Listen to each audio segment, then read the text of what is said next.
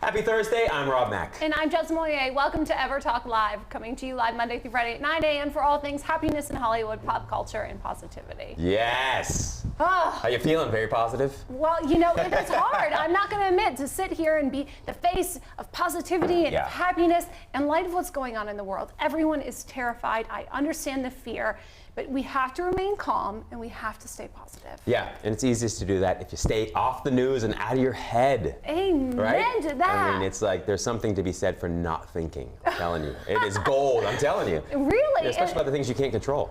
Exactly. Exactly. You mentioned that yesterday on the show, and I think that really resonated with me, is that when you feel like you have absolutely no control, you just have to let go, have peace, and have faith. Yeah, absolutely. The one thing you can't control when it seems like you can't control anything at all is like what you think and how you feel. So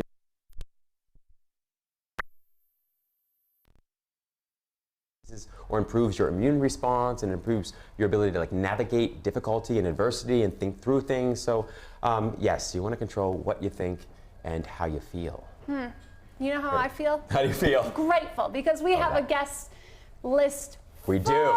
today. Look at that couch back there. Good morning, everyone back in the studio. Good morning. It's a party back there. See, it is. Yes, it is a happy Thursday. Oh, Alberto, we're so excited to have you in house today, hot off Netflix's Narcos. Thank you so much for braving the world and sharing your light with us. So we'd like to know, how do you wake up and stay woke? What's your morning routine? Oh, well, I wake up and I stretch, first of all. That gets my body going. If I can meditate a little bit, depending on the day, I do that. And then I make myself a chai tea latte. All right, very nice. I feel like the stretching is like underrated. It's such a great just to stretch. Oh, it's great. Right? Before going to bed and waking up, right after waking up, that's how you do it. Because that it gets your body either relaxed for going to bed or just in the right place for moving and starting your day. Love that. I always prefer It's very stretching. simple, but we don't do it much. Yeah. I always prefer stretching the body than stretching the dollars. If possible.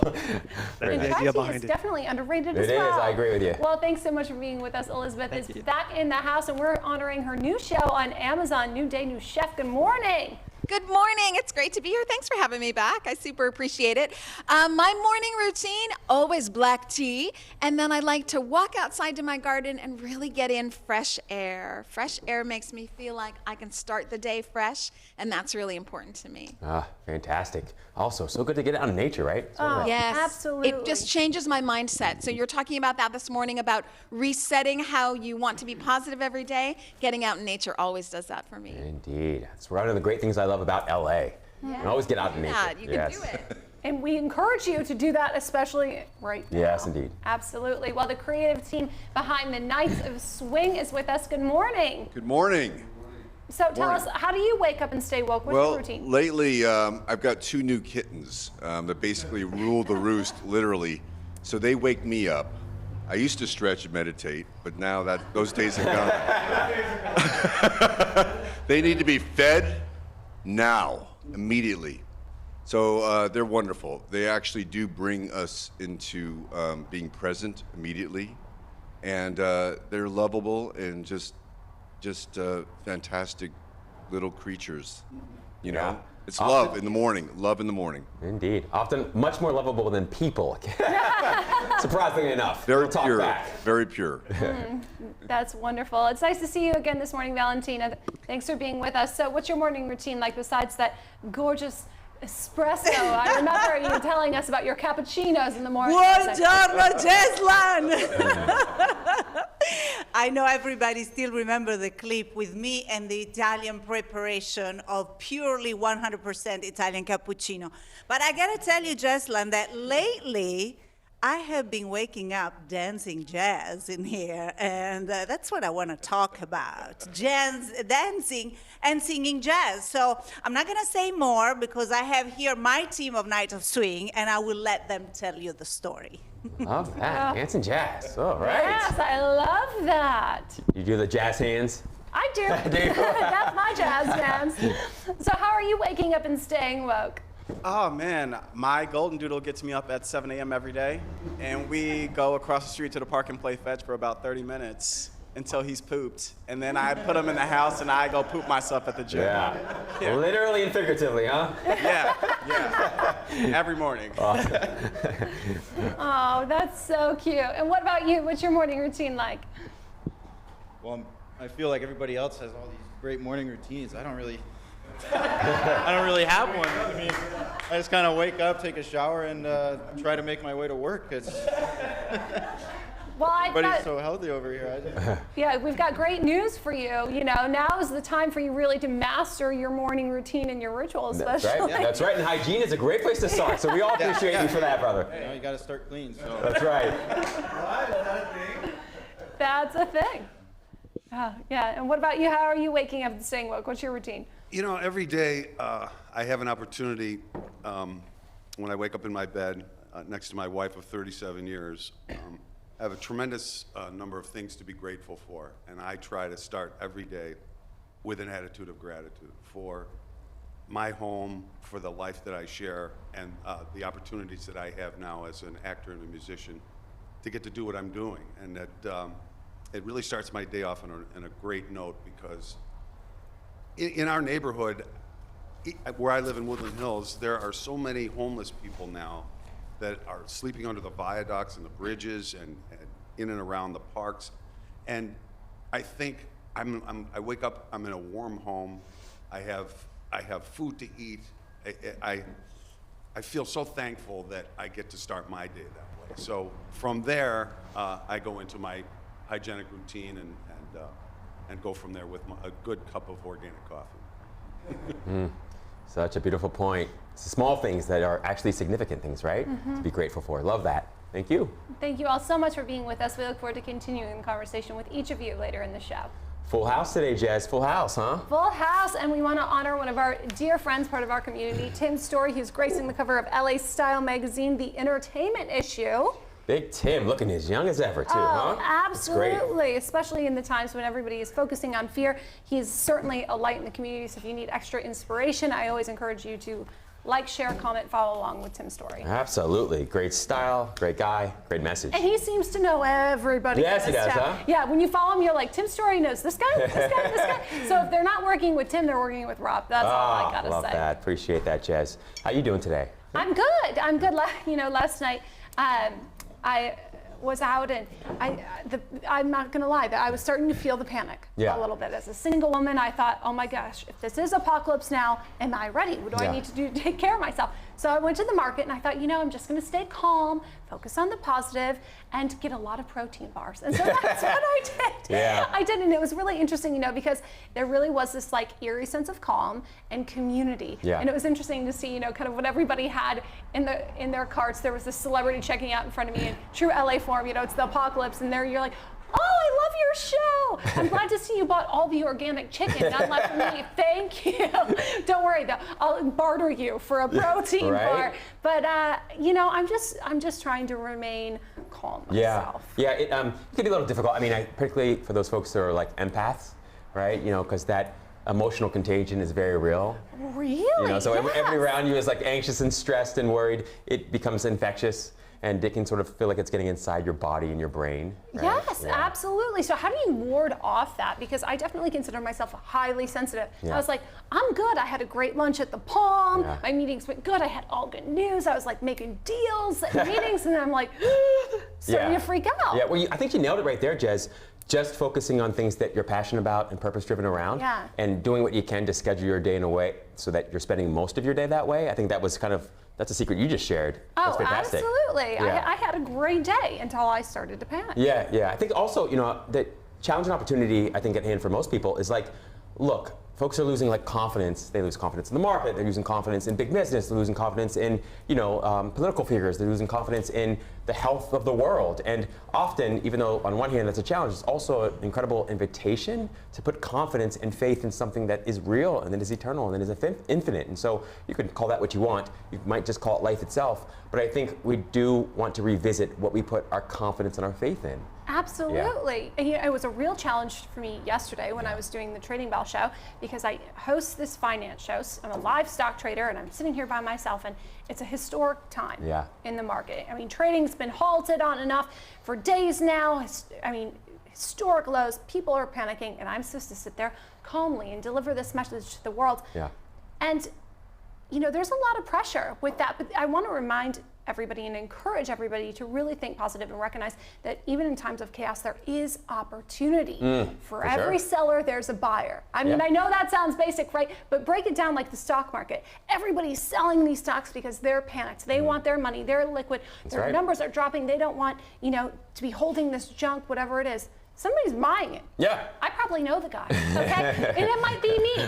So there you have it. There are people who still are positive and who know and believe and trust that things will turn around. Oh, for sure. There are people that thrive, that survive and thrive in all markets, in all conditions, under all circumstances, right? And create opportunity They for do. them. That's exactly right. And if we look at the field of positive psychology, we know that most of those people tend to have a very optimistic explanatory style, a very optimistic mindset, and so they're looking for the silver lining. They're always looking for the opportunity, and they don't stop looking until they find it. So they ultimately do find it. And so the challenge and the opportunity, I think, for all of us is to do that not just with our professional lives, but also with our personal lives. Right? There's always an opportunity somewhere. I think for me, because I love reading and I love spending time in meditation and I love not thinking, you know, I get an opportunity now to do more of that. And all of that, of course, like we said, improves your immune system. It also lets you access like creative insights more quickly and your intuition more quickly and come up with great ideas more quickly. So yeah, there's always silver linings in every circumstance and situation. And I think the challenge and opportunities look for them, right? To the silver linings, yes, Rob. yes. Speaking of silver linings, you got some silver linings. Well, I guess they're more like. We do. What are they? We have Vanilla linings. some extra snacks that have been sent. We're so excited about, you know, courtesy of this cookie popcorn. Yeah. With real Oreo pieces in it. It's fantastic. You know, they were so kind. They sent it to us in Miami, and we weren't able to go live, so I want to be sure that we shared this on the show. EatSnackPop.com. Thank you so much for sharing this with us. It's amazing. It looks amazing. Yeah. I mean, I thought Oreos were pretty good already. Yes. So America, I know up. it's been bad news, but since now 2 of your favorite things are combined into one, cookies, Oreos, and popcorn, we're good, okay? You can really binge all of those shows. It hasn't sold out on the shelves yet, so I know you're making your, you know, emergency runs at your grocery stores today. Be sure to get some of this. You definitely are going to want that to cheer you up. Well, I don't know where you go from there, honestly. I mean, it's like, you can fry that, I guess. That's like what's left to do. And amazing. The bag is big enough to last us a whole year. Exactly. So You're good. You don't have to worry about getting anything else. All your rations right there. Exactly. Well, on that note, keep streaming. We'll be back with some great guests on EverTalk Live. They always say if you love what you do, you don't work a day in your life, right? I absolutely love what I do. Yeah, we couldn't do what we do without the support of you watching. Thank you for sharing, for DMing, for commenting, for continuing to support us as we grow and scale our vision, for the people in the studio and their friends and families for having our backs. We're so grateful. That's right. And I'm most deeply and genuinely grateful for you. Truly I am, Jazz. It's just a pleasure every day to get to connect with you and work with you. It's amazing. Oh, thank you. I'm so grateful for you. We love you, Robmac. There isn't a man or woman who hasn't met you and said you're the best dressed person in Los Angeles and the happiest guy we know. It's an honor to be able to do the show with you. Appreciate that.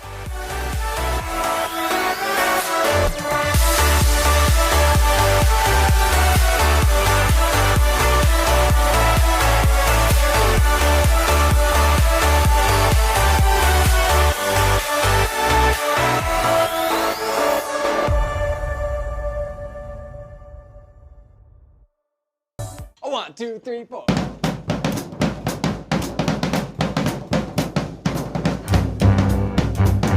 Victory song! The victory song!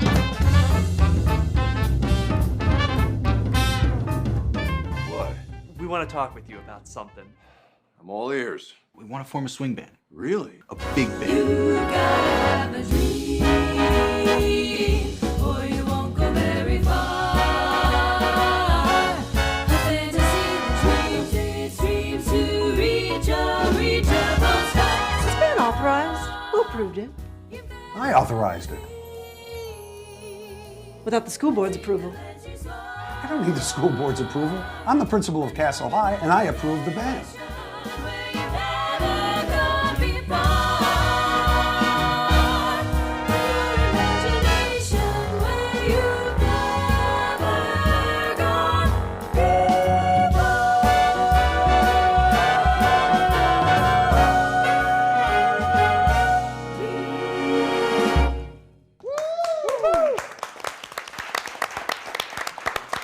us in, right? I wish they could sing us in. Oh my gosh. We just did. Yes, thank you for that. We are here with the creative team of the Knights of Swing. Oh, that looked like so much fun. I can only imagine the incredible time you had shooting this. Yes.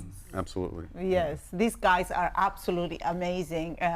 You know, I always embrace projects of the most wildest nature, from the Native American to peace in the Middle East to cycling.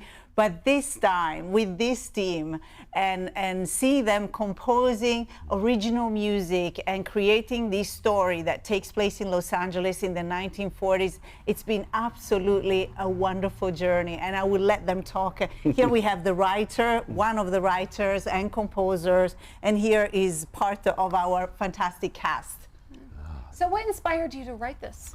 Well, I've been working with a friend of mine, a longtime friend of mine, named Roland Jacks. He actually wrote the story. I helped him with a screenplay on this, and he wrote the music, but I orchestrated and arranged all of it because I have a really heavy background in big band jazz. The story is near and dear to Roland's heart because it's almost autobiographical. He plays, Curran plays Gifford, and it's basically based on his time when he was in high school playing in a band called the Knights of Swing. Oh wow, no way. Yeah. And so the story has developed over the course of the last year and a half, and I worked with Roland. Roland is 85 years old, and so he grew up during this period, and we've been friends for 20 years.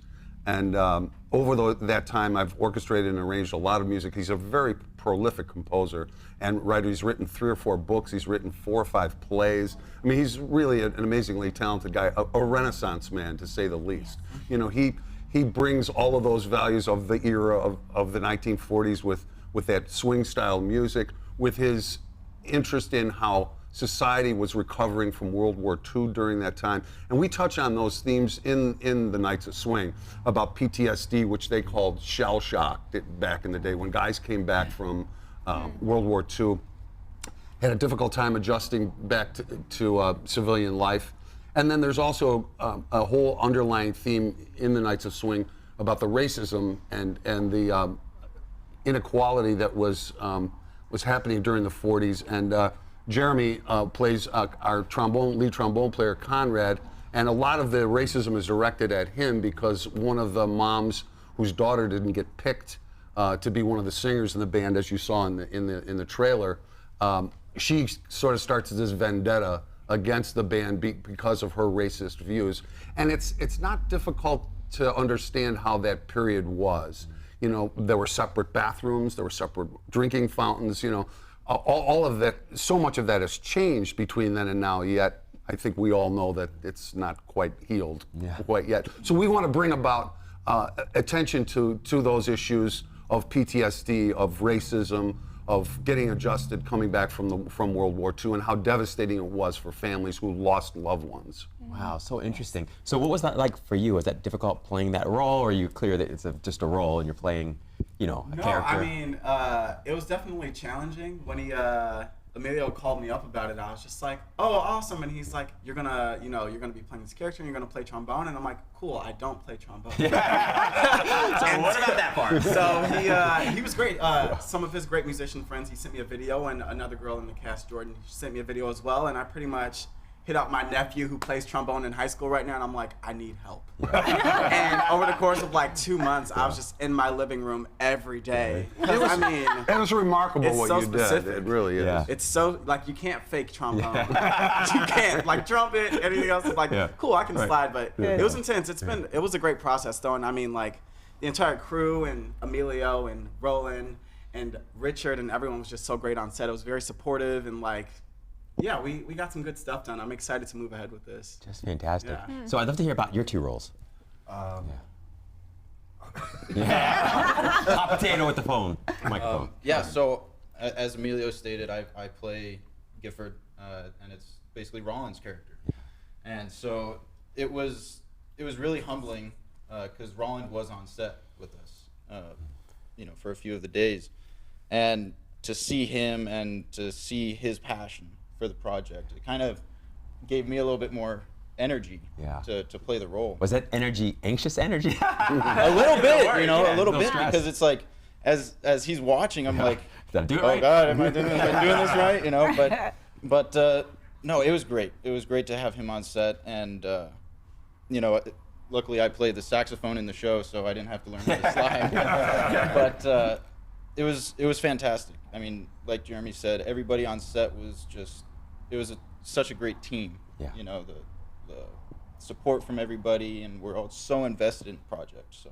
Love that. What about you, brother? Okay. Emilio and I actually met on a film a few years back called Prodigy. It's a sci-fi film, and he was part of this project for a while, and brought me in to play this role. I play a high school music science teacher who is asked by Curran and Jeremy and these other guys to help them form a swing band.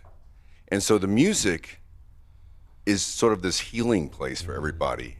I mean, there's bullying going on, there's racial tension, and the music brings everybody together and creates this sort of refuge. And it's sort of a spiritual thing, even though we play it, purely straight. And I used to say when we were prepping this, it was a combination of Mrs. Maisel meets Happy Days, because it has this It's very quaint. lighthearted. It's a family thing, It doesn't have quite the edge of Mrs. Maisel. It's real family oriented, but at the same time, it deals with the problem of having an integrated band. And there's racial tension, and black soldiers who fought against racism by fighting Hitler come back to this country that's dealing with racism. It's like, what was this? What were we fighting for? Yes. Where we fought this guy. What was the difference of what we were fighting for? Now coming back to this nonsense.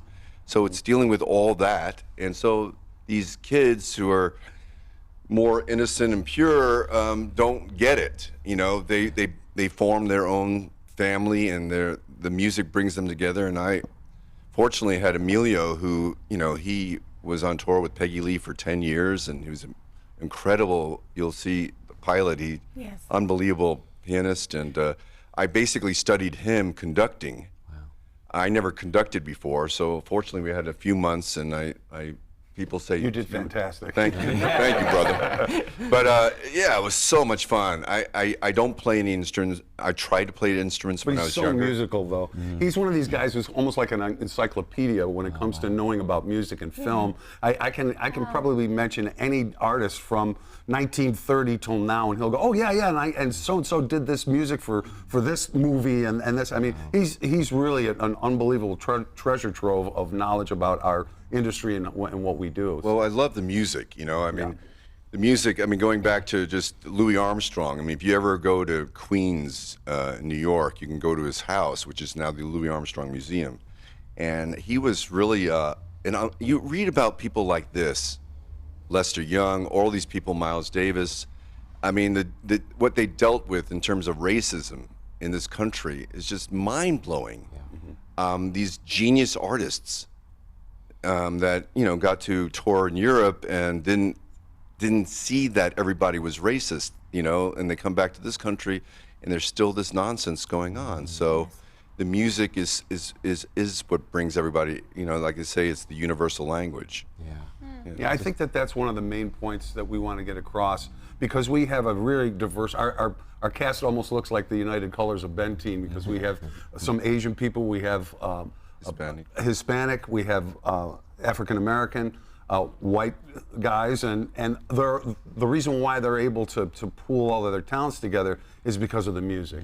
And as Richard mentioned, the music in this show is like a refuge for everyone, and that's what brings these guys together and unites them even further when problems happen within their own families and things that they're dealing with in society. And that's what we think is the beauty of the Nights of Swing, because it's a family-oriented show. It's a series. It's going to be 10 episodes. So we have our pilot, and you saw some of the trailer.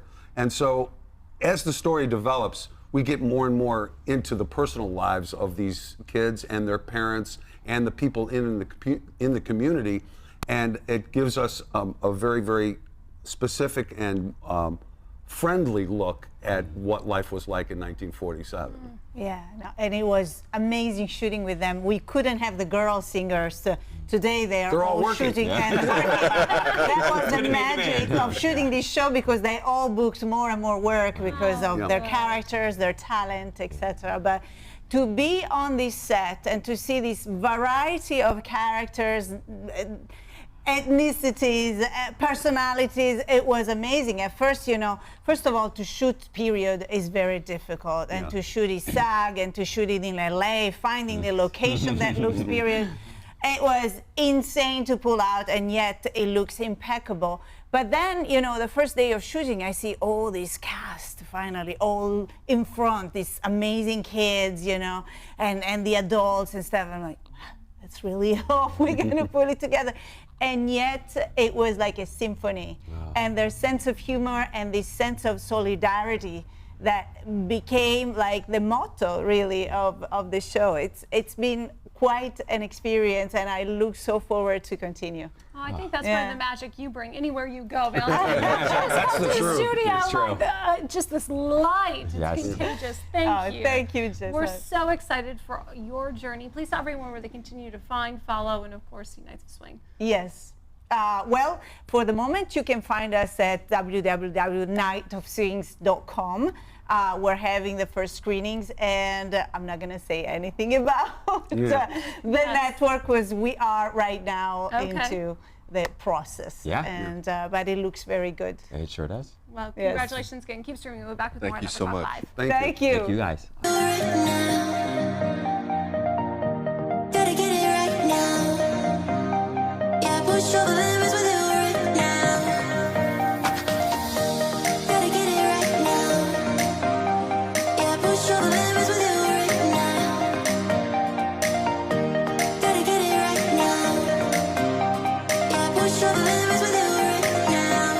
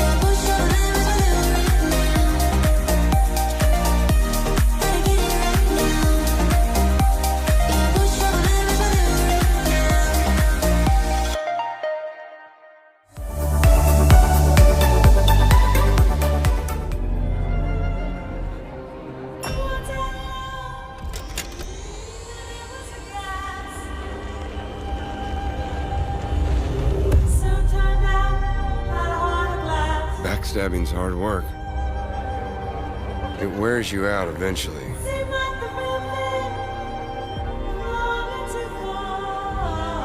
No one stays on top forever. And no one is untouchable.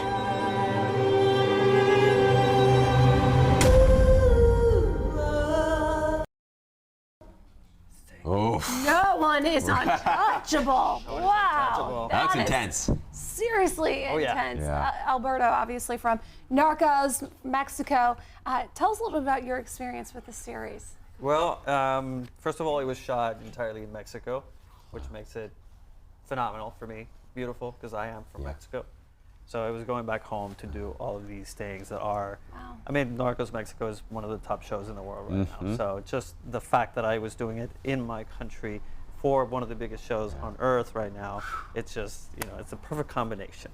And the entire experience was great. Everybody was genuinely doing the best they could without trying to fight for attention or being the star of the show. It's like, it was a community, it was a family.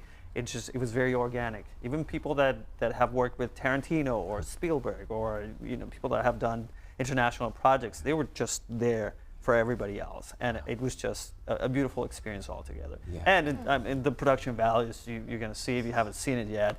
They're insane. Yeah. They're incredible. So you would walk into a set, and everything was practical. Wow. And by that I mean you can actually use the things that are around you. Not just props. Not just props. You Yeah. actually you sit on things, you move things, and everything is part of the reality of that fiction. So you don't actually have to think a lot about how am I going to imagine these places being, or how should I interact with this environment? It's just right there. So Yeah. it makes it very easy. Yeah. Was this a genre that you were interested in as a kid? Kind of into, As in what? Yeah, as a kid, like growing up, like when you fell in love with acting, were you inspired to do this kind of drama? work? Yeah. Yeah. Anything. Honestly, when I was a kid, I actually didn't want to be an actor. Really? No, I wanted to be an inventor. An inventor? Yes. And what is it that you were going to invent? Rockets. I wanted to go to space. So Yeah. that was a big deal. Now you're inventing characters. Now I'm inventing characters Yes. that may go to space Yeah. in fiction. Yeah. So where did the transition happen? You went from wanting to be an inventor to wanting to be an actor. For whatever reason, life just started pushing me to be noticed. Yeah. And that was one of those personal things that hey, I'm here. You know, I have older brothers, and then I had a younger sister, and I was the one in the middle. So it tends to be that the one in the middle wants a little attention because They're not the baby. there's two, they're not the oldest. exactly. So when I was 14, I started singing and dancing. And actually, I started my career in music, not acting. And then it just evolved into doing musicals, and I got invited to do a musical. And then from there, I got a scholarship to move to Mexico City. I'm from Monterrey, Mexico, which is northeast Mexico. And I moved to Mexico City. I got the scholarship. I started training, and I just fell in love with the whole acting side of it. Yeah. And I was on television, I was in theater, and I was in movies, and I was doing all sorts of things. And then in one of my shows, I interviewed somebody else, and I came here to train. But it isn't always that easy, especially in the entertainment industry. You got shows and you got movies, and I'm sure that in light of that, though, for every one yes, there were 99 no's. That's 99,000. Thank you. And I think it's super important to be clear about that because, so many people watch a man like you and think he's a star, he had it easy, he didn't get told no a million times. But, how do you deal with that? How do you stay positive? How do you keep moving forward? How do you not get discouraged? I think if it's something that you love to do, it doesn't matter what people say about you. It doesn't matter if people say yes to what you're looking for. It doesn't matter if people appreciate you for whatever it is that you're bringing to the table. Eventually, you will fit in a project. And I mean, especially now. Now there are so many outlets and so many streaming services and so many things that there's so much content being created that eventually you will hit one. But I think it's just the love of what you're doing that keeps propelling you forward. Because you're gonna get a lot of no's. And I've been asked, what's the advice you would give your younger self or people that are starting their career? And I say, don't take it personal. Your trip is personal. It's yours. You get to experience it. But don't take the no's personal because it's not about you. You could be extremely well trained. You could be beautiful. You could be amazing at what you do. But if you don't fit the imagination of the people making the show or the film, then you're not that character. So it's not really about you. It's about the need for that specific production. And I also do production, and I did casting for a little while, so I started understanding that side of things. And then it's like, okay, if it doesn't matter how trained I am or all these things, I have to be that person that they're looking for, then I don't have to worry about it. I keep training, so by the time I actually do fit that character, then I'm going to be the best option possible. So I'm completely trained. I'm exactly where I need to be. I'm exactly where I need to be, in every single sense, and then I will book it, no matter what, because there's no doubt about it. So just be patient and don't take it personal. I love that. I think that's fantastic, and I agree with you. I think, I know early in my life, I was trying to sift and sort through what I was doing because I loved it, and what I was doing because I loved the results of it, right? Right. Like is it for my ego? Is it, like we all like money, but was it just for the money or whatever? Right. And then when you get to a place, ideally at some point where you're like, I would pay somebody else to be able to do this. Like I would do this even if nobody was ever watching. Right. I think that's when you've hit on something gold. Yeah. One of the things that I discovered recently is like for example, I auditioned 7 times for Narcos. Yeah. 7. 7 times in 5 years. So by the 7th time, you're like, should I go in again? I got the trip across town, this is LA. It's like, it's a lot of time and memorize and all these things. And then I stopped myself and I was like, okay, this is a situation where you get to do what you love to do, which is act in front of an audience that is captive, because the casting director can't leave the room. Right, yeah. They cannot. So they have to see you. Yeah. So you have an audience that is captive. You have the opportunity to do what you love to do, and why not? Yeah. You know. And when I got there with this idea in mind, it was so easy to just fall into the character and do what I needed to do. And I had so much fun that the result was the show. Would you attribute that to the practice that you had over those 6 or 7 auditions? Would you attribute it to, like, acting classes? Was it just that you started to relax more and more and increase your confidence? I attribute it to 25 years of work. Yeah.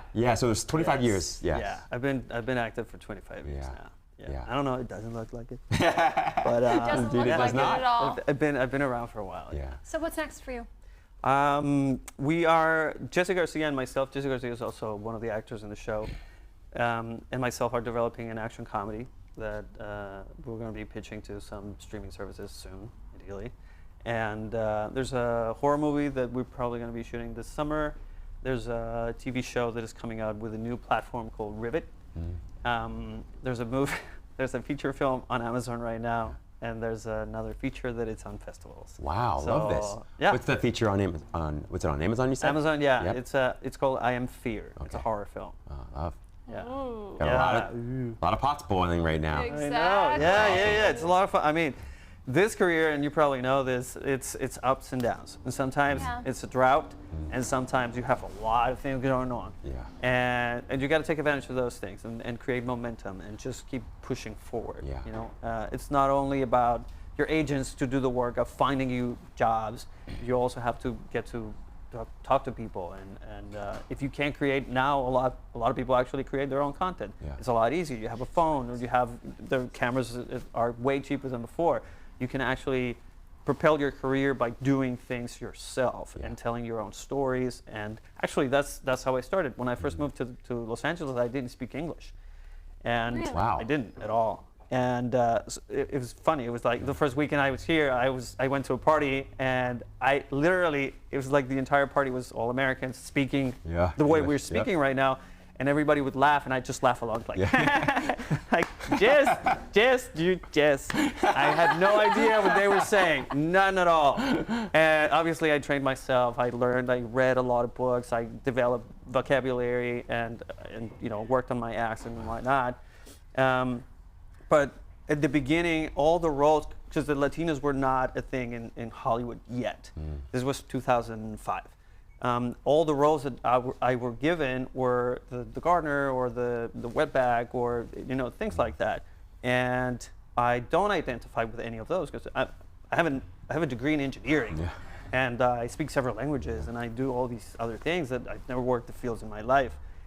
So what I did was I created my production company with another person here, and we started developing content. Wow. And we had a short film, and that short film we sent it to festivals, and we won a bunch of festivals, and then it was a different thing. And I gave myself a role that was completely different from what I was getting at the time. There you Which go. it's and it was not that easy back in those days. So now that you can do it more easy with everything you have in hand, I mean, why not? Just do it. Oh, I just love that. Don't wait, create. Yes. Yeah, Very nice, that's Jess. great. Well, thank you so much for being with us. I'm excited. We Thank have you. something to Thank you for binge. having me. Oh, that's right. Stay out. Please tell everyone where they can find and follow you. Instagram is at Alberto Zeni, that's Zeni, and Twitter, Alberto Zeni OF. Fantastic. Thank you so much. Appreciate you, buddy. Thank you for having me. Appreciate you. Keep streaming. Thank you. We'll be back with more on EverTalk. Thanks. 4, 3, 2. Happy New Year, everyone. I'm your host, Jez Mouillet, aka The Trading Bell. What a morning it will be. Due to recent news, we're expecting that the market will be down today, but that could potentially present some opportunity for us. Let's take a look at our watch list. One of the things that differentiates The Trading Bell from any of the other stock shows other than we do live trading, is everything that we do is on camera so you can see it as it happens. You are seeing what's happening right now in this moment. 2020, it's all about money, money, money. That is my motto. Remember, money never sleeps, pal. That's right. That's why I'm here trading in Los Angeles live with you at the opening bell. Whew, sun is not even up yet, but the stocks are on the move. Numbers are moving faster than I can even speak. Well, let's face it. I'm excited. I'm thrilled. I've got goosebumps. This is a history in the making. Top of the list, SVRA up 154% this morning. Filled BBI at 162. Ah, that feels good. BPH, Spring Baked Pharmaceuticals up 22%. That is going to make for a very sweet start to 2020. Filled. Woo! That feels good. Just a disclaimer, this is an entertainment show, so please don't treat any of the information you hear on the show as an investment advice, because trading is risky. What's on the year strong? Visit EverTalk TV, Facebook, or Instagram at The Trading Bell. Remember, every dream has its price. What's yours?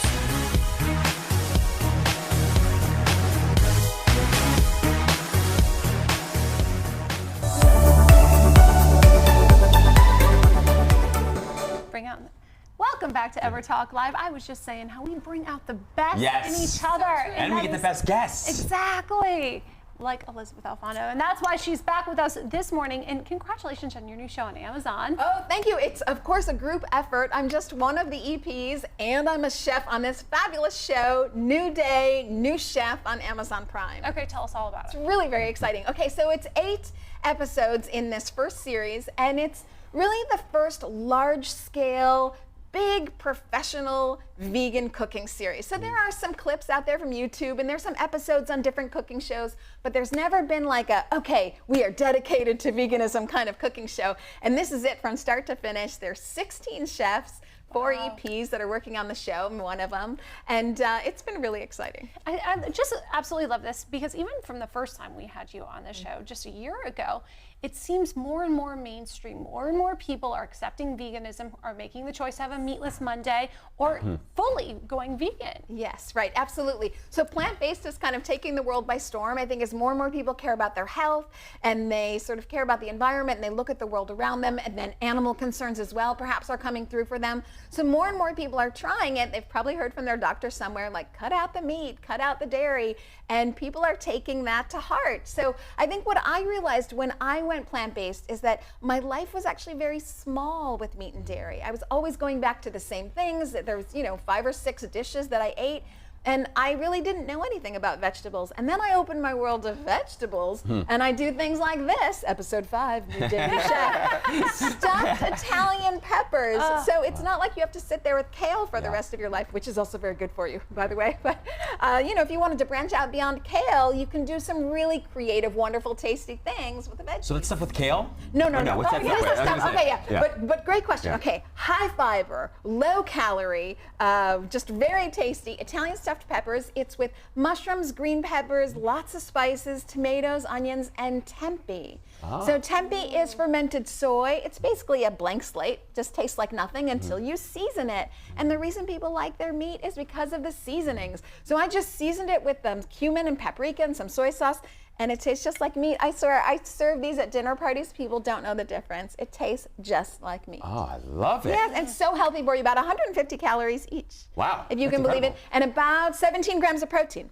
Wow. So this is episode 5 on New Day, New Chef, and it's on Amazon Prime, so anybody can get it. If you have Amazon Prime, it's free, but if you don't, it's about 99 cents.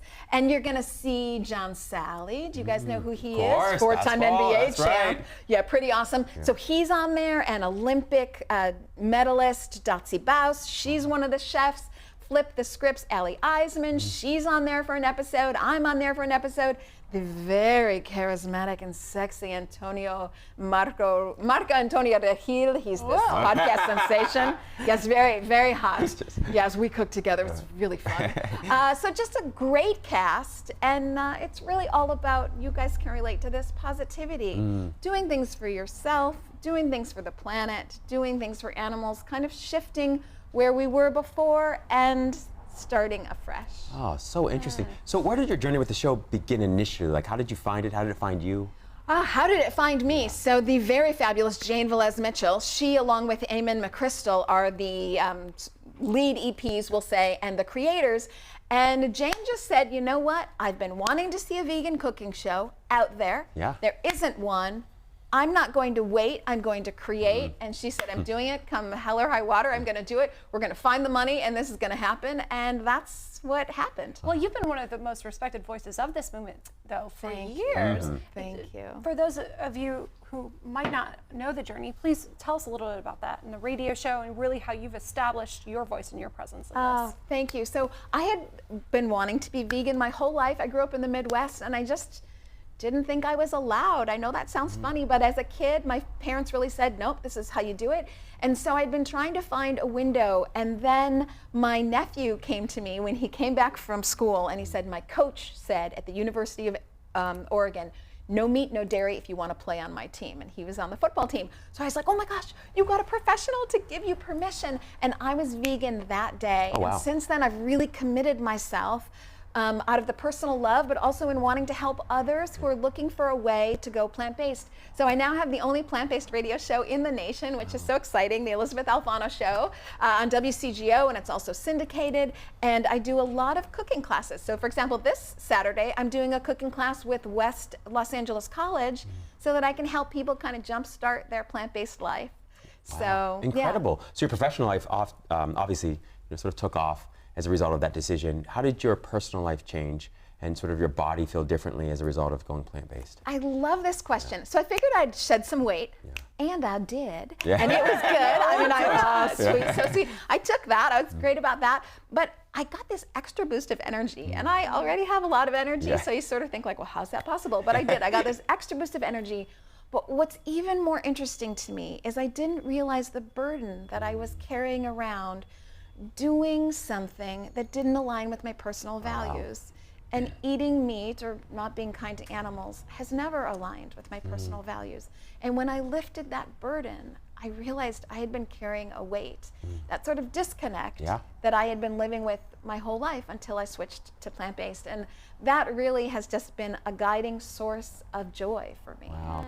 I love that. So interesting. It's such a good point that dissonance, sometimes we're not always aware of it. Maybe it's in the subconscious or maybe it's just barely in the conscious level. It bleeds into everything, your relationships and the way you connect and network with people and projects and your creativity and all these things. Completely. If I have a dress on I don't like, I typically don't have the best day. Right. And when you change your clothes and you're like, I like what I'm wearing, you like everything about your day that much. Yeah, exactly. Yes, but it's the same thing. Yeah. Yes, it often made me feel defeated, that I had to do something that I didn't believe in.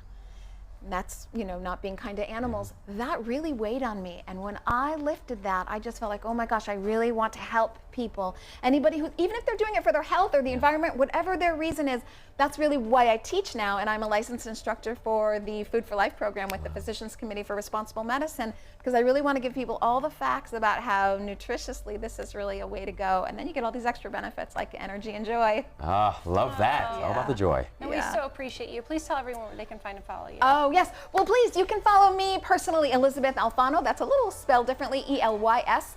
ABETH, Alfano on Instagram, and the Elizabeth Alfano Radio Show on Facebook. But you can go to Amazon Prime. New day, new chef. It's out now, 8 great episodes. So I hope everybody will tune in and let me know what you think. Yes, thank you so much. And my thank you for streaming today. Yes. Please Peppers. be safe. Oh, enjoy your peppers and have a happy Thursday. That's right. Have a great day on purpose.